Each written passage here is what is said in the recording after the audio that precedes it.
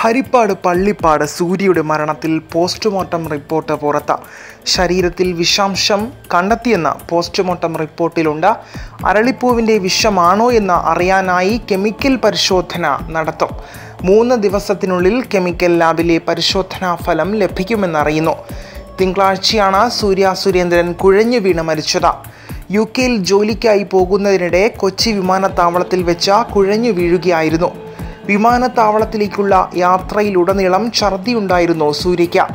യാത്രയ്ക്ക് മുൻപായി സൂര്യ അയൽപ്പക്കത്തെ വീട്ടിൽ നിന്ന് അരളിപ്പൂവ് കഴിച്ചിരുന്നുവെന്നാണ് നിഗമനം. ഇതേ തുടർന്നാണ് കാർഡിയാക് ഹെമറേജ് സംഭവിച്ചതെന്ന സംശയം സൂര്യയുടെ മൃതദേഹം പോസ്റ്റ്മോർട്ടം ചെയ്ത ഡോക്ടർ പ്രകടിപ്പിച്ചതായി കേസ് അന്വേഷണം നടത്തുന്ന ഹരിപ്പാട് SHO അഭിലാഷ് കുമാർ പറഞ്ഞു.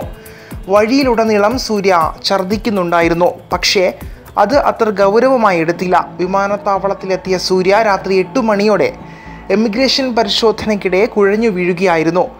ഉടൻ അങ്കമാലിയിലെ സ്വകാര്യ ആശുപത്രിയിൽ എത്തിക്കുകയും അവിടെ നിന്ന് പരുമലയിലെ ആശുപത്രിയിലേക്ക് മാറ്റുകയുമായിരുന്നു. തിങ്കളാഴ്ച രാവിലെയാണ് സൂര്യ മരിക്കുന്നത്. News desk Mallu 1.